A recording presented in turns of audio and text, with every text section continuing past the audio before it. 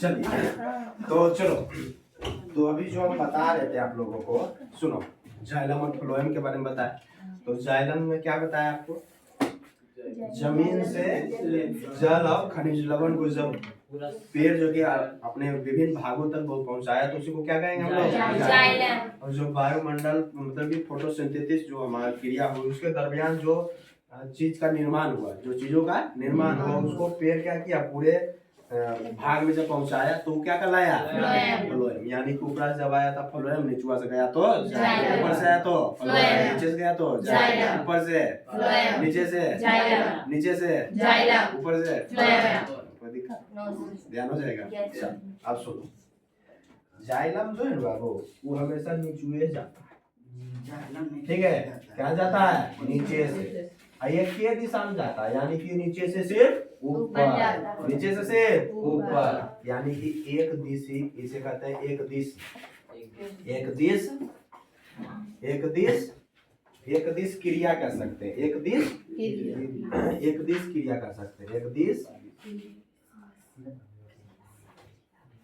एक दिश क्रिया कर सकते हैं, एक दिश क्रिया कर सकते हैं। इसको बोलो कोई दिक्कत, चलो ढंग से ही देख लेते हैं, इसको मिटा देते हैं, ठीक ना, मिटा दो इसको, इसको कोई दिक्कत है ना। चल पेड़ा बना के बना लेना।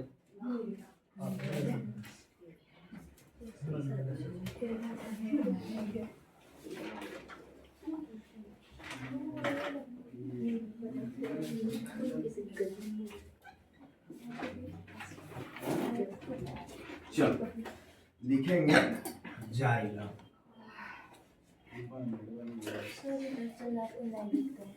नहीं दिखता है, क्या नहीं दिखता है, इसमें नहीं दिखते हैं आप सर, उधर चला।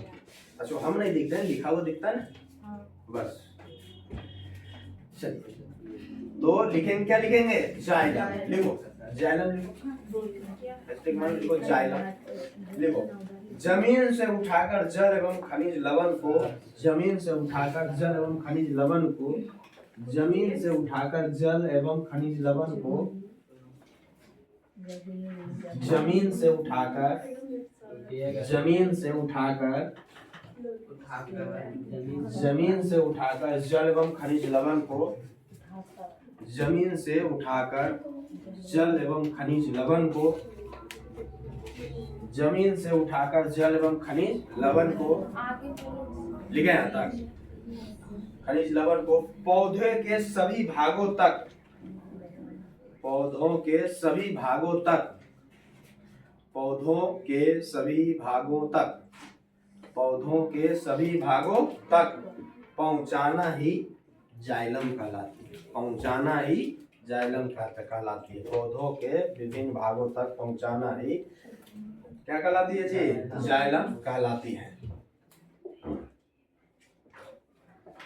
जाइलम कहलाती है। बोलो कोई दिक्कत, चलो अब जो है ना लिखना एकदम पहला point, xylem, xylem H2O, H2O plus खनिज लवण, खनिज लवण का परिवहन करता है, परिवहन, परिवहन करता है। आपसे पूछा जाएगा जाइलम किस पदार्थों का परिवहन करता है, तो क्या हो जाएंगे, H2O प्लस खनिज लवण, H2O प्लस खनिज लवण। दूसरा होता है कि जाइलम की कोशिका, जाइलम की कोशिका, जो जाइलम की कोशिका होती है, कोशिका जो होती है वो मृत होती है, क्या होती है, मृत होती है। जाइलम की जो कोशिका होती है वो कैसी कोशिका होती है, मृत कोशिका होती है। जाइलम की जो कोशिका होती है वो मृत कोशिका होती है। और इसमें जो परिवहन होता है, इसमें जो परिवहन होता है वो कैसे होता है, ऊपर से नीचे नहीं, नीचे से ऊपर। इसमें परिवहन, इसमें परिवहन, इसमें परिवहन नीचे से, नीचे से ऊपर की ओर होता है, ऊपर की ओर होता है, और होता है। बोल कोई दिक्कत, बोल कोई दिक्कत है, यानी कि नीचे होता है, ही है, बच्चा समझदार समझ जाता है कि सर्वोशी लिखते हैं, समझ जाता है, लिख लेते हैं मुझे पूरा बुझा जाता है कि क्या लिखा हुआ है और होता है। बोलो कोई दिक्कत? यह एक दिश कार्य करता है, किस कैसा कार्य करता है? यह एक दिश कार्य करता है, यह एक दिश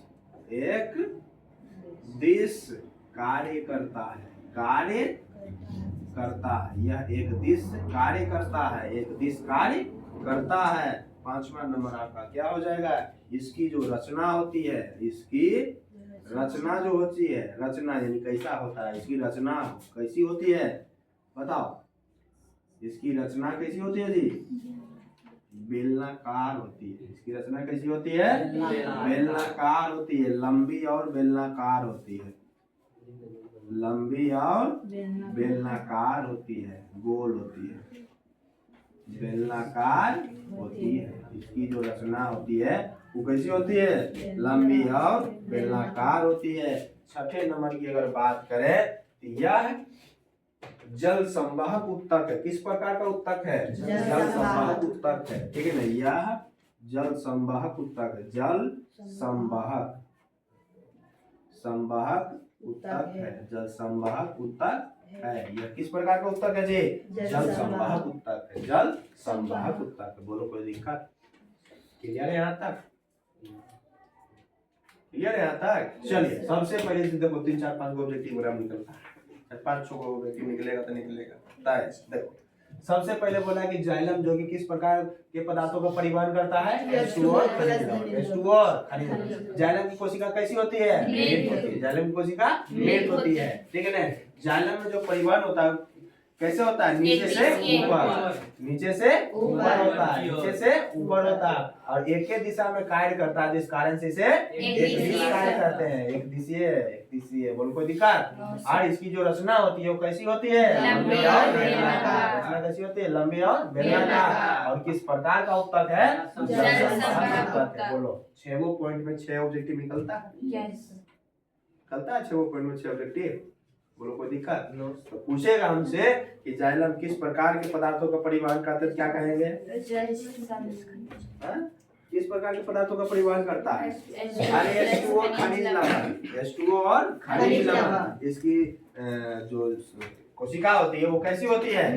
मृत होती है। जाइलम की कोशिका मृत होती है और जाइलम में जो परिवहन होता है वो नीचे से ऊपर की ओर होता है और यह किस दिशा में कार्य करता है? एक दिशा में कार्य करता है, ठीक है? चलिए, और इसकी रचना लंबी और बेलनाकार होती है। यह किस प्रकार की उत्तक है? जल संवाहक उत्तक।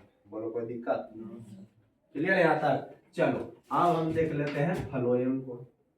किसको देख लेंगे जी? फ्लोएम। फ्लोएम का देख लेंगे।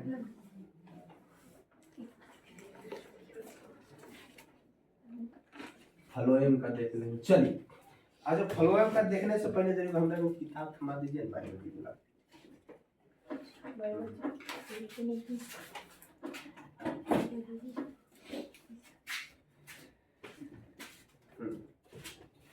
फ्लोएम को देखने से पहले जरूर किताब थमा दीजिए तो बहुत बढ़िया रहेगा।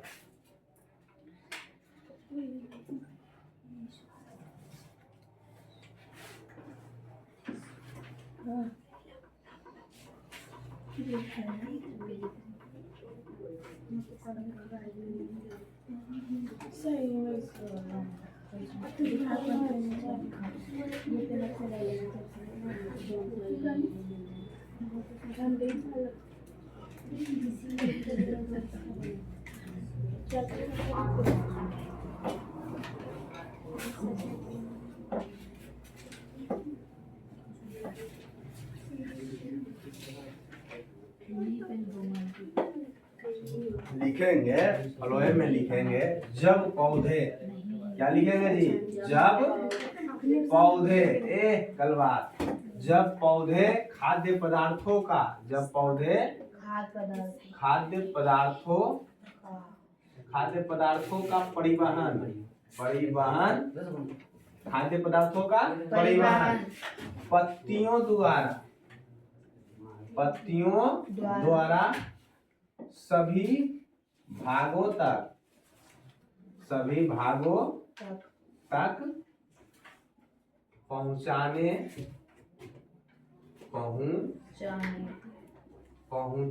का कार्य करता है तो उसे फ्लोएम कहते हैं। सर वहाँ पर जब पौधे खाद्य पदार्थ, हाँ, फ्लोएम कहते हैं। बोल, कोई दिक्कत? क्लियर है? तो फ्लोएम कहते हैं। किताब का काम खत्म, किताब का काम खत्म। चलिए, तो फ्लोएम समझ में आ गया। जब पौधे खाद्य पदार्थों का परिवहन किसके द्वारा करता है? पत्तियों द्वारा शरीर के पूरे भागों में जब पहुंचाता है तो उसे को क्या कहते हैं हम लोग? फ्लोएम कहते हैं। आसान भाषा में तो बताइए दिए कि जड़ से जाएगा तो जाइलम, ऊपर से आएगा तो फ्लोएम। फ्लोएम जो होता है, फ्लोएम की जो कोशिका होती है, इसकी जिसे फ्लोएम की जो कोशिका होती है ना, वो जीवित होती है। फ्लोएम की कोशिका कैसी होती है? ठीक है ना? इसमें कहेंगे फ्लोएम की कोशिका, फ्लोएम की कोशिका कैसी होती है जी? जीवित होती है, जीवित होती है। जाइलम की कोशिका क्या होती है? मृत होती है। जाइलम की कोशिका मृत होती है, लेकिन फ्लोएम की कोशिका जीवित होती है। और जाइलम जो है खाद्य पदार्थों का, सॉरी, फ्लोएम नहीं होगा रे? Yes sir. फ्लोएम खाद्य पदार्थों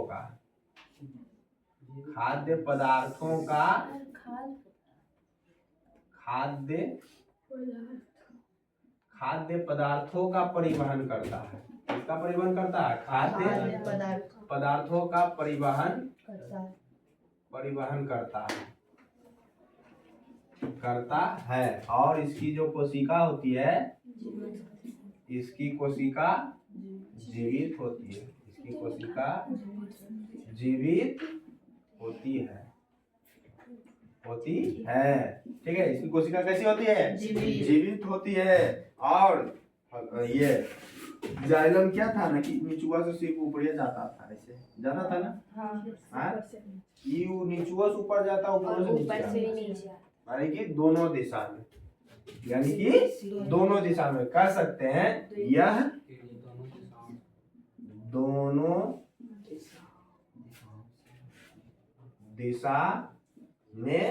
दोनों दिशा में परिवहन करता है।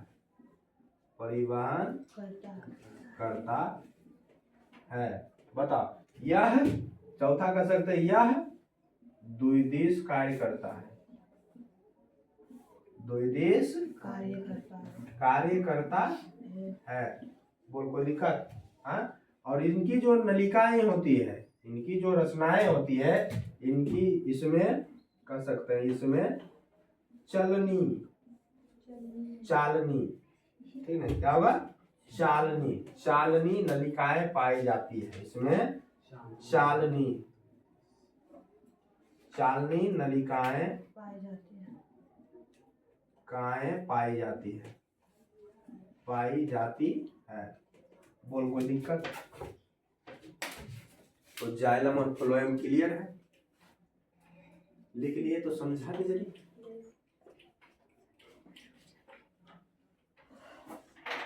अब चालनी नलिकाएं जो होती है ना, कुछ ऐसा होता है।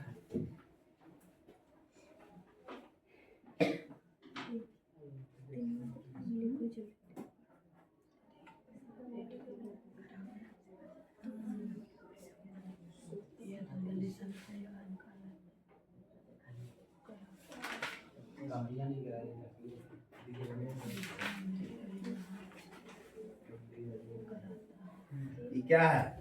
चालनी नलिकाएं, समझ गए? चालनी नलिकाएं कुछ इसी प्रकार से दिखते हैं। ठीक है? बोलो, कोई दिक्कत? ये हो गया? जैसे समझावे जल्दी से फास्ट। देखो, एक तरफ हम लिखे जाइलम, एक तरफ लिखे हम फ्लोएम। जाइलम में हम क्या लिखाए थे? जाइलम में क्या लिखाए थे? जाइलम में क्या लिखा है? देखो, जमीन से उठाकर जल एवं खनिज लवण को पौधे के सभी भागों तक पहुंचाना क्या कहलाता है? जमीन। लिखिए देते हैं। जमीन से उठाकर, जमीन से उठाकर क्या लिखे थे? जल एवं खनिज लवण एवं खनिज लवण, खनिज लवण को पौधों के सभी भागों तक पौधों के पहुंचाना। सभी भागों तक पहुंचाना ही जाइलम कहलाती है। बोलो कोई दिक्कत? रहने दो, हो गया, समझ गया। लेसी लिख दिया डेमो के लिए। बोल कोई दिक्कत? तो जमीन से उठाकर जल एवं खनिज लवण को पौधे के सभी भागों तक पहुंचाना ही क्या कहलाती है? हमारे जाइलम कहलाती है। ठीक है, जाइलम में और क्या है? फ्लोएम। जब पौधे खाद्य पदार्थों का परिवहन पत्तियों द्वारा सभी भागों तक पहुंचाता है तो क्या कहते हैं हम लोग? फ्लोएम। यानी कि जाइलम जब भी होगा तो जड़ से होगा। जाइलम जब भी होगा जड़ से होगा। जाइलम जो है वो जब भी होगा कहाँ से होगा? जड़ से होगा। और केकरा ले जाएगा रे? जल के ले जाएगा। जो से जल, जो से जड़, जो से जाइलम। जो से जल, जो से जड़, जो से जाइलम। यानी कि जाइलम जड़ और जड़। बोल कोई दिक्कत? क्लियर है? याद आ जाएगा। चलिए, फ्लोएम क्या हो गया? फ्लोएम। फ्लोएम जब पौधे खाद्य पदार्थों का परिवहन पत्तियों द्वारा सभी भागों तक पहुंचाने के कार्य करता है तो उसे क्या कहते हैं हम लोग? परिवहन। फ्लोएम कहते हैं। कहा कि जाइलम जो है ना H2O और खनिज लवण का परिवहन करता है। क्या करता है? H2O और खनिज लवण का।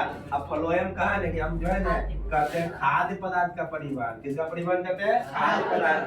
जाइलम कहा ना कि ना हमारे कोशिका जो मृत होता है, हमारे कोशिका मृत होता है ना, हम जिंदे हैं, हम जिंदे हैं। जीवित कोशिका है हमारी। कोशिका क्या होती है? जीवित होती है। अभी बोला ना कि हम नीचे से ऊपर की ओर, ये इसमें हम जाइलम का हमारे परिवहन नीचे से ऊपर की ओर होता है। यही कहा ना कि हम ऊपर होता है नीचे में होता है। दोनों दिशा, दोनों ऊपर से भी नीचे हो जाएगा, नीचे से भी ऊपर हो जाएगा। किसके? फ्लोएम में।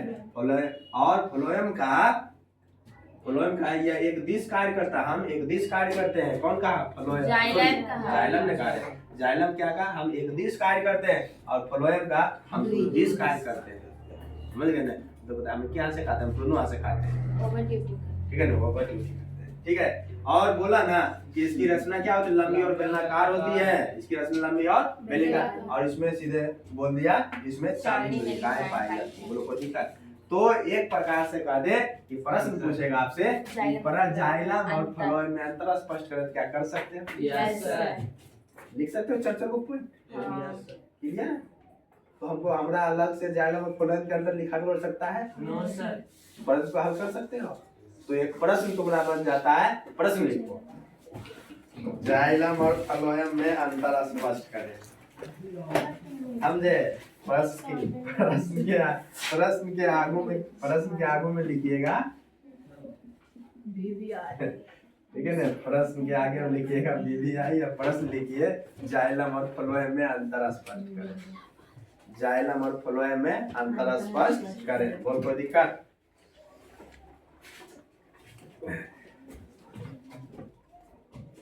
अंतर स्पष्ट करें।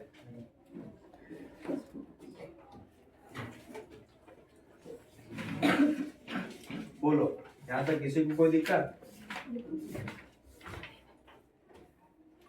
घर में इस प्रकार से पढ़ो किसी ने, ठीक है ना, कि हर टेस्ट में तुम क्या करो? GUD करो। हाँ, घर में इस प्रकार से पढ़ो कि हर परीक्षा में तुम GUD करो। अब GUD क्या होता है? गुड।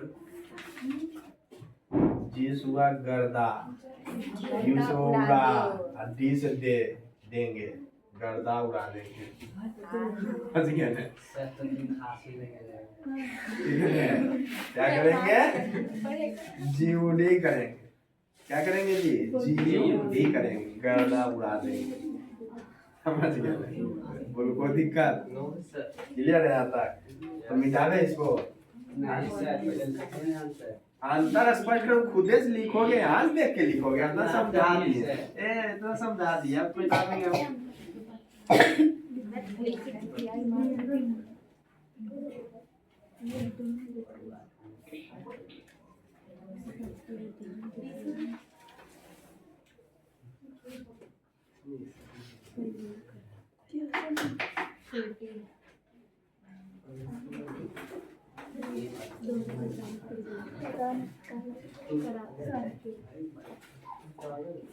छुट्टी हो गया होगा, ट्यूशन छुट्टी 9 बजे होगा हुआ, कल तो टाइम कर दो समझे। चलिए, तो उम्मीद करते हैं आपको अभी तक के क्लास में किसी प्रकार का कोई डाउट नहीं रहा होगा, कोई दिक्कत। तो पौधों में परिवहन जो हम देखे यहाँ तक देख लिए, उसके बाद की जो चीजें हैं वो देखेंगे वाष्पोत्सर्जन। क्या देखेंगे? वाष्पोत्सर्जन, यानी कि पौधे में जो परिवहन हुआ उसको आज क्लियर कर लेंगे। जंतुओं में परिवहन की क्लास हम अगले दिन देखेंगे। बोलो कोई दिक्कत? इतिहास पढ़ेंगे पढ़ेंगे पढ़ेंगे, समझ लीजिए, इतिहास को भी हम पढ़ेंगे। बोलो कोई दिक्कत? क्लियर है यहाँ तक? चलिए हम पढ़ते हैं वाष्पोत्सर्जन। क्या पढ़ेंगे? वाष्पोत्सर्जन। वाष्पोत क्या पढ़ेंगे जी? वाष्पोत्सर्जन।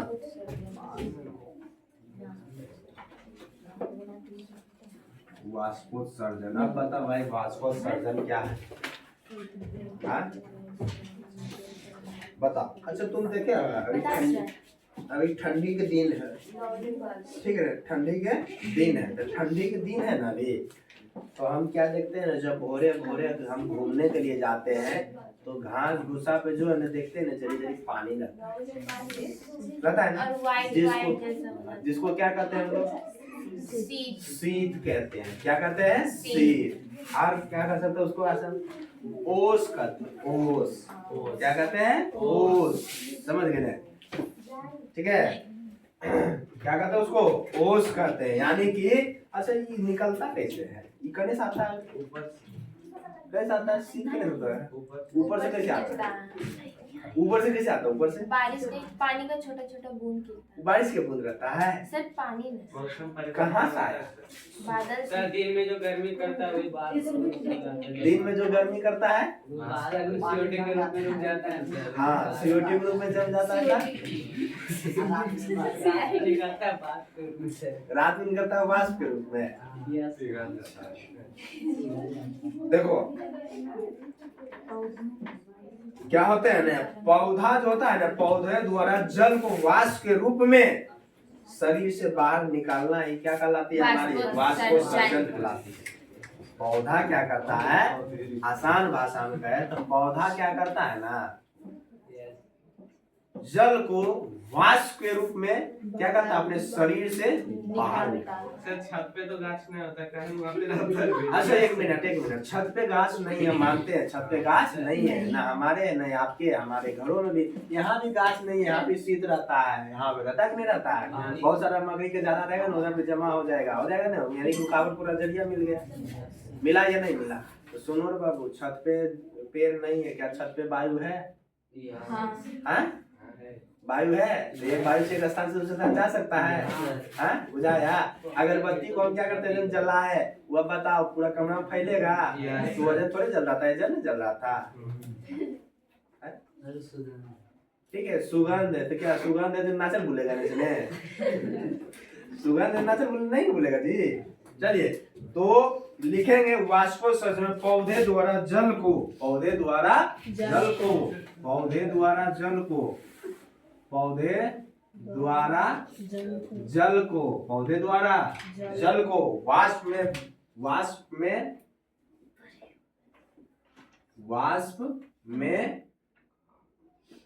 परिवर्तित कर वाष्प में परिवर्तित कर क्या करेंगे जी? शरीर से बाहर निकालना ही वाष्पोत्सर्जन कहते हैं। सर्जन कहते हैं। बोलो कोई दिक्कत रहे? वाष्पोत्सर्जन। चलो ये कुछ निकल रहे, कुछ निकल रहे। तोरेस पूछ रहे हैं, कुछ लिखा है। हाँ बोलो सर हाथ हटाइए। तो बता हैं?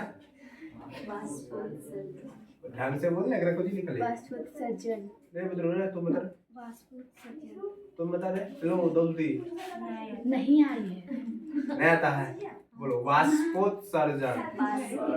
चलो गलत बात है, सीखी ना आप, सीखी। वाष्पोत्सर्जन क्या बोले आप? वाष्पोत्सर्जन। रिपीट रिपीट रिपीट रिपीट करो। वाष्पोत्सर्जन रिपीट करो तो। चलो हाँ तुम जी। वाष्पोत्सर्जन। हाँ जी। हाँ रे। ढकनी पानी में डूब मरो। कम सिखा रहे तो सीखने का भी काम करो तब ना, कम से कम सिखाइयो तो काम नहीं करती है। नहीं आता सिखा रहे, सीखो तो सही। बोलो कोई दिक्कत? क्लियर है यहाँ तक? वाष्पोत्सर्जन की परिभाषा आपसे पूछता है, ठीक है ना? वाष्पोत्सर्जन की परिभाषा आपसे पूछता है, तो वाष्पोत्सर्जन की परिभाषा क्या कर सकते हैं? पौधे द्वारा जल को वाष्प के रूप में परिवर्तित कर शरीर से बाहर निकालने को ही क्या कहते हैं हम लोग? वाष्पोत्सर्जन कहते हैं। बोलो कोई दिक्कत? पौधे द्वारा जल को वाष्प के रूप में शरीर से बाहर निकालना ही क्या कहलाता है हमारा? वाष्पोत्सर्जन। वाष्पोत्सर्जन किसे कहते हैं, जल्दी बताओ। पौधों द्वारा जल को वाष्प के रूप में शरीर से बाहर निकालना ही क्या कहलाता है? वाष्पोत्सर्जन। तो सब बोला ही का है, पैसा लगा बोले में। वाष्पोत्सर्जन किसे कहते हैं? पौधों द्वारा जल को वाष्प के रूप में परिवर्तित कर बाहर निकालना ही, शरीर से बाहर निकालना ही क्या कहलाती है? वाष्पोत्सर्जन। क्लियर है? अच्छा आपसे पूछेगा ना सर बताइए ना, ये वो जिंदा पौधा है, वो क्या है? जिंदा पौधा। वो अपने पूरे जीवन काल में कितना पानी निकालता है? नापे नापा होगा तो नहीं, पागल थोड़ी। ठीक है, बोलो कोई दिक्कत? तो अपने पूरे जीवन काल में जो है ना, पौधा जो है अपने पूरे जीवन काल में अपने वजन से, यानी कि कोई जो है ना पौधा है वो 5 किलो है। कितना किलो है? 5 किलो। 5 केजी के है। कोई पौधा 5 केजी का है और उसका जीवन काल जो है ना 20 वर्ष है। कितना वर्ष है? 20 वर्ष है। तो अपने पूरे जीवन काल में सपोज हम लोग 25 वर्ष है। कितना है? 25 वर्ष। तो अपने 5 किलो का पौधा है और अपने पूरे जीवन काल में 25 उसका जीवन काल कितना का है? 25 वर्ष का है। तो पूरे 25 वर्ष में वो पौधा कितना वाष्पोत्सर्जित कर देगा? वाष्पोत्सर्जित कितना जल को कर देगा? वाष्पोत्सर्जित जल कितना कर देगा? ये अपने से 25 वर्षों में 100 गुना करता है जल को। 100 गुना जल को वाष्पोत्सर्जित करता है। अपने कोई भी पौधा अपने पूरे जीवन काल में अपने वजन से 100 गुना अधिक वाष्पोत्सर्जित करता है जल का। सब जीवन काल से कि अपना वजन अरे अपने वजन से 100 गुना करता है अपने पूरे जीवन काल में। अब बुझाया क्या कर रहे हैं? यानी कि एक पौधा है वो 5 किलो। कितना पौधा है? 5 केजी का पौधा है। पौधा कितना केजी का है? 5 किलो। और जीवन काल उसका कब तक है? जीवन काल जो है वो 25 वर्ष का है। और वो अपने पूरे जीवन काल में अपने से 100 गुना अधिक करता है। कितना गुना करता है? 100 गुना अधिक। तो उसका जीवन काल था कितना? 25 वर्ष। यानी कि अपने वजन से 100 गुना अधिक जब करता है, 100 गुना अपने वजन से अधिक करता है। ठीक है, 25 वर्ष में 25 वर्ष का जीवन काल है। तो 5 किलो का पौधा था तो कितना हो जाएगा? वाष्पोत्सर्जित कितना जल कर देगा? 5 गुना कर सकते हैं 25। 125 कितना हो जाएगा? 125 पे को जीरो बैठा देंगे। 25 तक उम्र नहीं रे। वही तो 5 गुना 100 होगा। कितना हो जाएगा? 500 कर सकते हैं, लीटर कर सकते हैं। ठीक है ना? 500 लीटर कह सकते हैं। क्या करता है? वाष्पोत्सर्जित करता है। बोलो कोई दिक्कत? यानी कि हम अगर 5 केजी के 10 केजी के हम पौधा है, हम 10 केजी के, तो हम मेरा जीवन काल अगर 60 साल का है तो हम 60 साल में सब मिला के कितना वाष्प उत्सर्जित कर देंगे? हैं? अरे सीधे 1000 हैं? कितना कर देंगे? 1000 1000 करेंगे? कितना वजन है सर? 10 के 6000 75 किलो। 75,000। क्या किलो है? 75 किलो। बोलो कोई दिक्कत? अच्छा ये चीज समझ में आया ना? अब एक पॉइंट इसमें लिखिएगा आप लोग, एक पॉइंट जरूर लिखिएगा इसमें कि कोई भी पौधा एक पॉइंट जरूर लिखिएगा कि कोई भी पौधा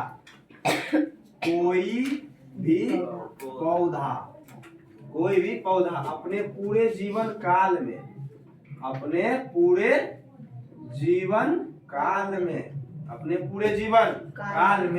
अपने वजन से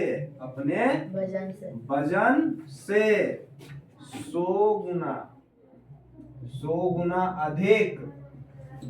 गुना अधिक क्या करता है? वाष्पोत्सर्जित करती है।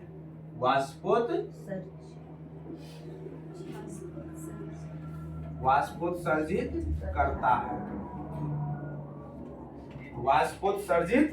करता है। बोलो कोई दिक्कत है?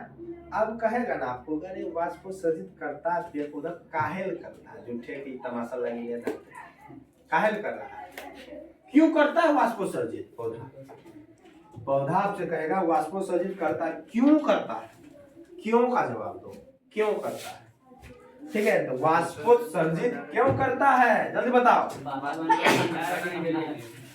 वातावरण को ठंडा रखने के लिए नहीं, वाष्पोत्सर्जन करता है वो अपने अंदर के तापमान को मेंटेन करने के लिए, नियंत्रण करने के लिए। समझ गए ना? यानी कि वाष्पोत्सर्जन क्यों करते हैं? पौधा वाष्पोत्सर्जन अपने तापमान को नियंत्रित करने के लिए करता है। बोलो कोई दिक्कत यहाँ तक क्लियर है? बोलो कोई दिक्कत है रे? अच्छा थोड़ा सा पूछेगा ना कि एगो मक्का के पौधा है, मक्का के तरह देखे हो? मकई देखे हो? हाँ, मकई एक दिन में कितना लीटर जल शरीर से वाष्पोत्सर्जन करता है? कितना लीटर? एक मक्का का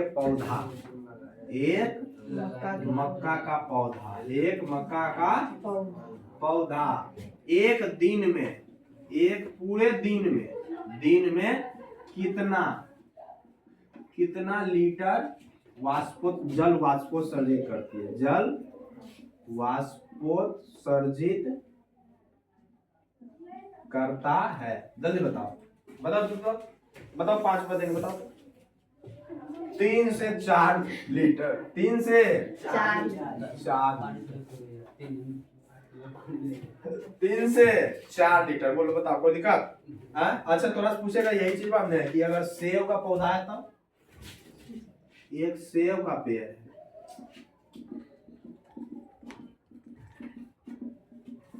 कितना करता है? 10 से 20 लीटर। 10 से 20 लीटर। बोलो कोई दिक्कत? क्लियर है? यहाँ तक क्लियर है?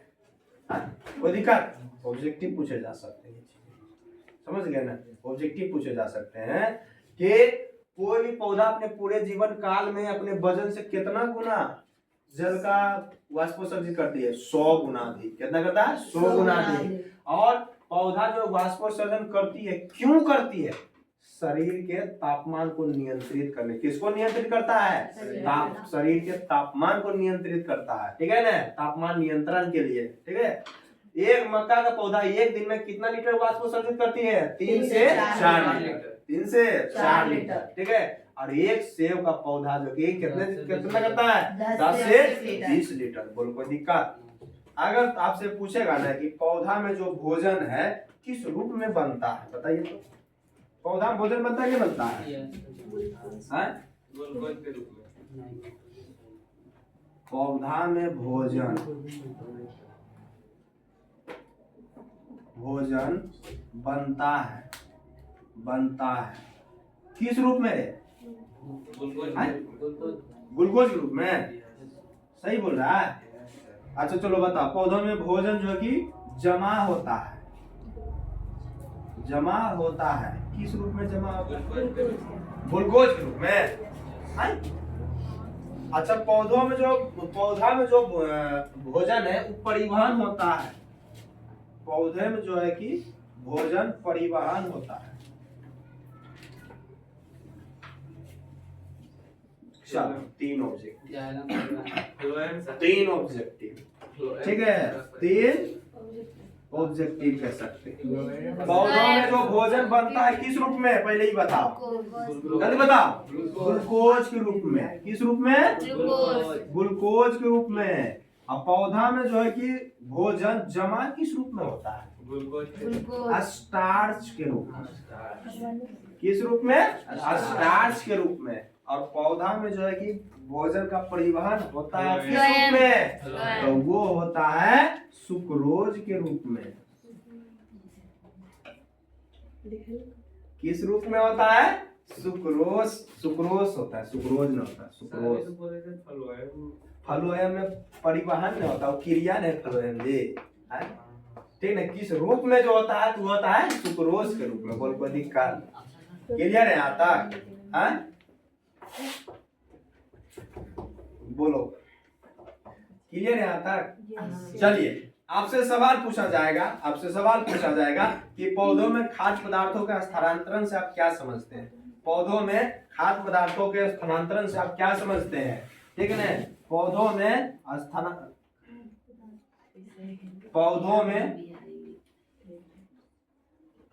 में खाद्य पदार्थों का स्थानांतरण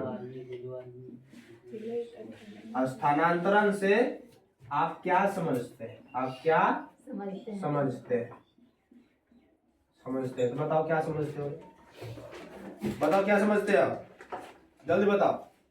पौधों में खाद्य पदार्थों का स्थानांतरण यानी कि परिवहन से आप क्या समझते हैं? जल्दी बताओ। बोलो कुछ तो बोलो, मुंह तो खोलो रे। कहेंगे पौधों में एक भाग से दूसरे भाग तक खाद्य पदार्थों का आना जाना पौधों में खाद्य पदार्थों का स्थानांतरण कहलाता है। क्या कहलाता है? पौधों में स्थानांतरण। क्या कहेंगे हम लोग?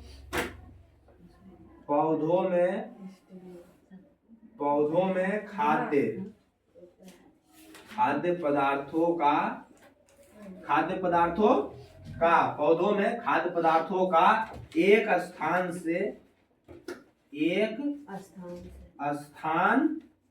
से दूसरे स्थान तक आना जाना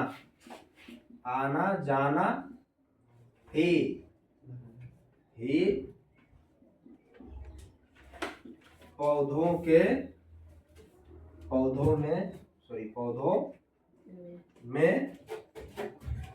पौधों में खाद्य पदार्थों का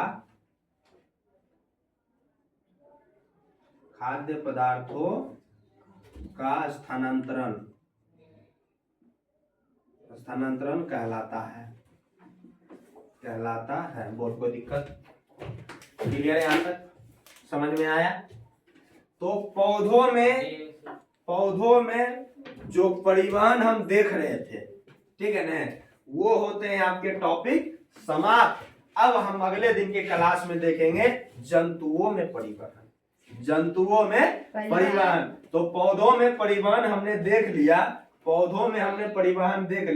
कि पौधा के प्रकार के बोल रहे पौधा कितने प्रकार के कौन था? एक कोशिकीय पौधा, दूसरा बहुकोशिकीय पौधा। एक कोशिकीय पौधे के एग्जांपल में क्या हो जाएंगे आपके? यूग्लिना, क्लेमाइडोमोनास और बहुकोशिकीय शैवाल। इसमें जो परिवहन होता है वो किस प्रकार की क्रिया द्वारा होता है? विसरण द्वारा। किसके द्वारा होता है? विसरण। और दूसरा था बहुकोशिकीय पौधा। बहुकोशिकीय जो पौधा है आपका, बहुकोशिकीय पौधा में परिवहन किस प्रकार से होता है? जाइलम और फ्लोएम। जाइलम की अगर बात करें, जाइलम की तो जाइलम क्या होता है? जल एवं खनिज लवण को क्या करता है, ध्यान नहीं देता है। रिपीटो करे तब न दे लालगे दुनिया को बोले सब। जाइलम क्या करता है जी, पूरे बता बोलो दे ले। जल का संवहन करता है। हाँ? जाइलम क्या है, जल का संवहन करता है। जाइलम क्या है, जमीन से उठाकर जल एवं खनिज लवण को पौधे के अलग अलग भागों तक पहुंचाने की क्या कहलाता है हमारा, जाइलम कहलाता है। जाइलम की कोशिका कैसी होती है, परिवहन किसका करता है, जल और खनिज लवण का, जल और खनिज लवण का करता है। तो जाइलम के नीचे से ऊपर की ओर, नीचे से ऊपर की ओर जाता है ना। कितने दिशा में काम करती है, एक दिशा में काम करती है। और जाइलम की जो उत्तक होती है वो किस प्रकार की उत्तक होती है, संवहन उत्तक। जाइलम में संवहक उत्तक होता है। और जाइलम की रचना जो होती है वो किस प्रकार की होती है, लंबी बेलनाकार। फ्लोएम की अगर बात करें तो फ्लोएम क्या लिखे आप, फ्लोएम क्या लिखे कि कोशिका जीवित जब पौधा पत्तियों द्वारा सभी भागों तक खाद्य पदार्थों का परिवहन करता है उसे क्या कहते हैं हम लोग, फ्लोएम कहते हैं। और फ्लोएम की कोशिका कैसी होती है, जीवित होती है। फ्लोएम किसका परिवहन करता है, खाद्य पदार्थ। किसका करता है, खाद्य पदार्थ का। फ्लोएम एक दिशा में कार्य करता है क्या, नहीं, दो दिशा में कार्य, दो दिशा में कार्य करता है, जिस कारण से द्विदिश कहते हैं। क्या कहते हैं, द्विदिश कहते हैं। क्या फ्लोएम नीचे से ऊपर जाता है या ऊपर से नीचे जाता है, दोनों ओर जाता है, दोनों ओर जाता है, ठीक है। और फ्लोएम में क्या पाई जाती है, चालनी। क्या पाई जाती है, चालनी लगाए, चालनी नहीं लिखाए। तो क्या जाइलम और फ्लोएम में अंतर स्पष्ट हम कर देंगे, तो प्रश्न जो लिखा दिए तो उसको पूरा हो जाएगा। चलिए अगला आपका क्या है, वाष्पोत्सर्जन। क्या था, वाष्पोत्सर्जन। वाष्पोत्सर्जन में हमने क्या बताया आपको, पौधों द्वारा जल को वाष्प के रूप में शरीर से बाहर निकालने की क्रिया क्या कहलाती है, वाष्पोत्सर्जन। पौधों द्वारा जल को अपने शरीर से बाहर निकालने के लिए क्रिया क्या कहलाती है, वाष्पोत्सर्जन। बोलो कोई दिक्कत, अरे पौधों द्वारा जल को वाष्प के रूप में अपने शरीर से बाहर निकालने की क्रिया ही वाष्पोत्सर्जन कहलाती है। बोलो कोई दिक्कत नहीं ना। चलिए अगर आपसे पूछा जाए पौधों में वाष्पोत्सर्जन क्यों जरूरी है, क्यों जरूरी है, क्यों जरूरी है, बोलो जल्दी, बोलो बोलो बोलो। क्योंकि अपना तापमान क्या है, तापमान को पौधा नियंत्रित वाष्पोत्सर्जन अपने करने तापमान को नियंत्रित करने के लिए करता है। किसके लिए करता है, तापमान को नियंत्रित करने के लिए। कोई भी पौधा अपने पूरे जीवन काल में अपने वजन से 100 गुना अधिक जल का वाष्पोत्सर्जन करता है। किसका वाष्पोत्सर्जन, जल का ही करेगा, जल का वाष्पोत्सर्जन करता है। बोलो कोई दिक्कत, अगर कहेगा एक मक्का का पौधा एक दिन में कितना लीटर जल वाष्पोत्सर्जन करता है, 4 लीटर। और एक सेब का पौधा अपने 10 से 20 लीटर। पौधों में जो भोजन बनता है वो ग्लूकोज से बनता है, और पौधों में जो जमा होता है भोजन वो स्टार्च में जमा होता है, और पौधों में जो भोजन परिवहन होता है वो सुक्रोज के रूप में होता है। पौधों में खाद्य पदार्थों का स्थानांतरण आप क्या समझते हैं, तो कहेंगे पौधों में खाद्य पदार्थों का एक स्थान से दूसरे स्थान तक आना जाना ही क्या कहलाता है, पौधों में खाद्य पदार्थों का स्थानांतरण कहलाता है। बोलो कोई दिक्कत। चलिए तो आज का टॉपिक यहीं पे समाप्त करते हैं, और अगले दिन की क्लास में हम पढ़ेंगे जंतुओं में परिवहन। बोलो कोई दिक्कत, क्लियर है। चलिए आज की क्लास इधर रोकते हैं, उसके बाद 10 मिनट के ब्रेक के बाद आपका हिस्ट्री का क्लास शुरू होगा।